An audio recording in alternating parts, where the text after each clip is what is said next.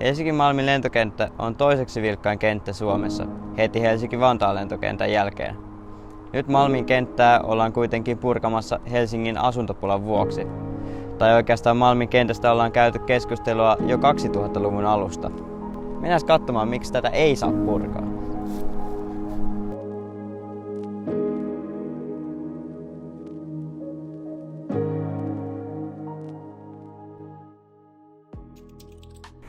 No, tämä on Suomen aktiivisin yleisilmailukenttä. Täällä on lähes 40 000 operaatiota vuositasolla ja 60% tämän kentän toiminnasta on lentokoulutustoimintaa. 20% on lentotyötä, eli erilaisia kartoituslentoja, ilmakuvauslentoja muun muassa. Ja täältä tehdään myös palovalvontalentoja näin kesäisin. Ja sitten 20% on sitten semmoista lentoharrastusta. Heinäkuussa meillä oli itse asiassa nyt saman verran operaatioita kuin viime vuonna heinäkuussa. Siitäkin huolimatta, että täällä järjestettiin muun muassa Ed Sheeranin konsertti, joka vei 8 päivää tästä lentotoiminnasta pois. Että tämä on hyvin vilkas kenttä edelleen. Mä pyytäisin ulkopuolesta katsomaan, löytyykö Euroopassa yhtään läheskään niin tärkeä kaupunki kuin Helsinkiä, jolla ei olisi toista lentokenttää, niin sanottua siviililento, General Aviation kenttää. Kaikissa pääkaupungissa on se pääkanttä ja tällainen kenttä palvelee ilmailua, se palvelee liikeilmailua, se palvelee koulutusta ja ilmailun merkitys modernissa yhteiskunnassa kasvaa vaan koko ajan. Lentokenttä mahdollistaa sellaisen huomisen yhteiskunnan kehittämisen, jossa time on todellakin money. Siis ajatellaan, että meillä on niin sanottu Uber-yhteiskunta, ja on lentokoneet ilman pilottia on huomista päivää, dronit on jo tätä päivää. Siis maailmahan muuttuu meidän ympärillä nopeammin kuin me uskallamme myöntääkään. Ja lentokenttä, semmoinen, johon on nopea yhteys, joka on lähellä isoa asutuskeskusta, se on oleellinen osa semmoista moottorina elinkeinoelämän kehittämisessä. Kaikki sen ovat tajunneet, paitsi Suomi. On uskomatonta näköalattomuutta, jos Malmi suljetaan.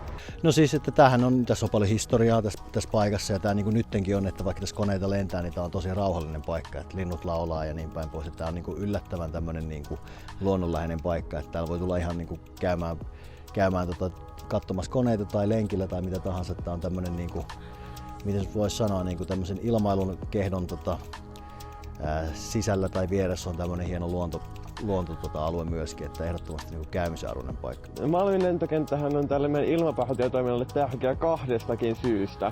Eli ensinnäkin tämä lentokenttä antaa meidän ilmapahtotietoiminnalle tämmöisen ilmailun miljöön, että täällä tapahtuu vähän kaikenlaista ilmailuun liittyvää. Ja sitten sen lisäksi tämä antaa myös meidän toiminnalle ihan niin kuin kunnon puitteet, että esimerkiksi ilmaohjelmaa on paljon mukavampi vetää sekä ohjaajien että ohjattavien puolesta silleen, että tutustutaan oikeisiin ilmailuun liittyviin asioihin, kuten tuohon asematasoon tai terminaaliin tai hangariin, kuin silleen, että tehdään paperilennokkeja sisällä tai jotain muuta vastaavaa. Tämä on niin kuin City-kenttä, joka on lähellä Helsingin keskustaa. Tämä on kansainvälinen lentokenttä. Tänne on helppo tulla niin kuin Ruotsista, Ahvenanmaalta, Baltian maista, Venäjältä, mutta myös Saksasta. Eli tämä on hyvin saavutettavissa oleva yleisilmailukenttä. Yksi asia, mikä on ollut liian vähän esillä, on Malmin luonto. Ja tämä luonto, mitä me nähdään tässä, niin tässä on uhanalainen luontotyyppi.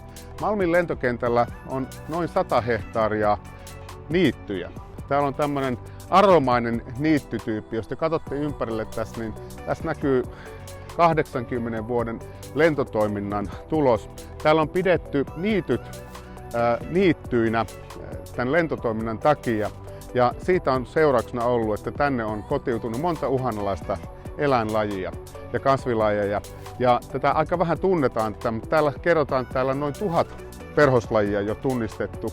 Ja yksi niistä on erittäin uhanalainen viheryökkönen. Suomenlinnahan on Unescon maailmanperintökohde ja tuossa nyt olisi kyllä mahdollisuuksia, että jos toi lentokenttäalue suojellaan, niin siitä pääsisi eteenpäin sitten, niin ehkä laventamaan sitä näihin 40 olympialaisten kokonaisuuteen, joka voisi olla sitten mahdollisesti siellä Unescollekin kiinnostava. Maailmanperintökohteet on hyvin kiinnostavia turisteille ja tässähän oli aikanaan uhka, että tämänkin status olisi laskettu pois sieltä, mutta se ei sitten tapahtunut.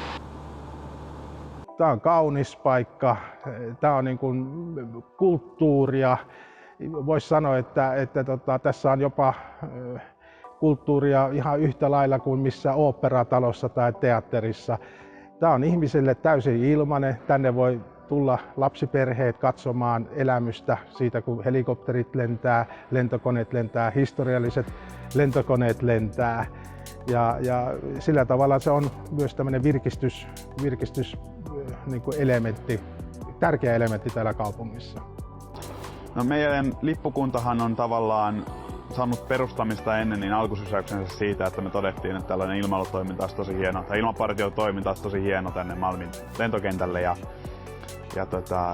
lisäksi niitä on tarjonnut meille hienot puitteet harjoittaa tätä meidän ilmapartiotoimintaa, että mä en olisi voinut mitään parempaa paikkaa kuvitella tälle meidän toiminnalle. Mutta on sitten toinenkin syy.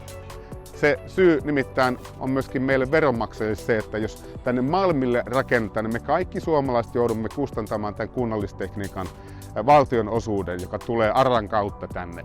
Ja me veronmaksajina täytyisi olla vähän huolissaan siitä, että niitä tarvittavia asuntoja tänne pääkaupunkiseudulle rakennettaisiin kohtuullisilla kustannuksilla.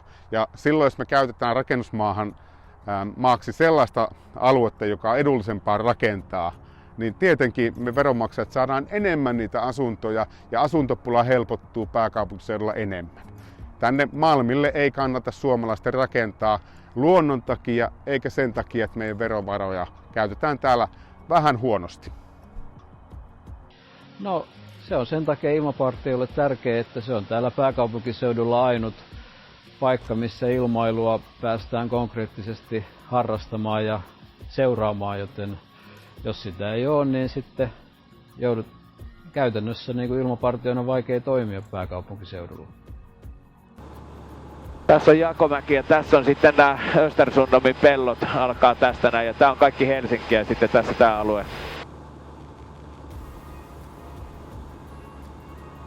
Tää jatkuu, täällä on sitten se nimenomaan se Östersundom, joka Helsinki sitten sai liitettyä itteensä, mutta sitä ei ole vielä käytetty rakentamiseen, siellä osa yleiskaavakin on valmiina. No sehän on ihan elintärkeä DC3, kun parempaa paikkaa ei ole. Tämä on historiallinen paikka sekä koneelle että Helsingille.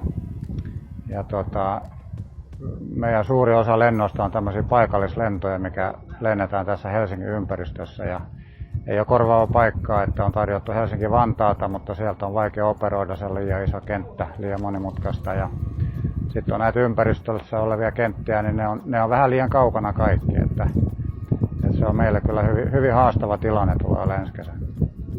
No siis tämä on mun mielestäni osa Helsingin historiaa. Tällä on ollut iso merkitys meidän ilmailun kehittymisessä aikanaan Aero Oy:llä.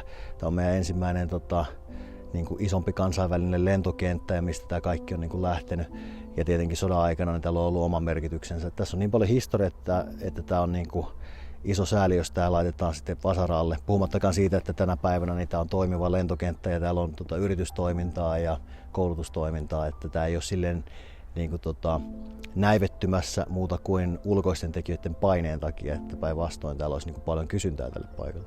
Malmin kentässä on erittäin monta positiivista asiaa myös, vaikka yleinen stereotypia on, että täällä on vain 70 rikasta ilmailijaa, jotka käy silloin tällöin lentämässä. Tämä on kulttuurillinen ja historiallinen paikka. 30-luvulla tämä kenttä rakennettiin tänne ihan vaan sen takia, koska tämä oli tämmöistä vähän suopohjasta ja jo silloin tiedettiin, että tänne ei kannata rakentaa taloja. Malmin kenttä on myös erittäin tärkeä ilmailualan kannalta, sillä täällä koulutetaan monia uusia lentäjiä ja ilmailu on koko ajan kasvava ala. Täällä tosiaan on ainutlaatuinen luonto, tämä on jo itsessään virkistäytymispaikka. Elikkä siis joo, Helsinki tarvii asuntoja.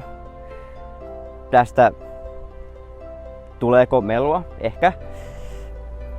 Ehkä myös voisi ajatella, että tää olisi niinku epäekologinen, koska täältä lennetään. Ja sitten tää on huonoa rahan käyttöä Helsingille näin isona alueena. Mutta melusta mä voin sanoa, se on aika vähäistä, jos verrataan esimerkiksi tuohon Helsinki-Vantaaseen. Enemmän mun mielestä syntyisi päästöjä siinä, kun ilmailijoiden joutuisi mennä kauemmas ilmailemaan. Ja samalla tänne rakennettaisiin taloja, jossa menisi aivan tolkuttomasti päästöjä. Monet ajattelee, että tämä kenttä maksaa ylläpitää, mutta totuushan on, että kaupunki ei omista tätä kenttää, se vuokraa tätä kenttää ja sitä kautta saadaan kaupungille taas rahaa. Se raha ei välttämättä ole niin iso, mitä voisi tulla, jos tässä olisi joku semmoinen kaupunki, mutta kun se kaupungin tekeminen maksaa niin paljon, että siinä ei ole hirveästi järkeä.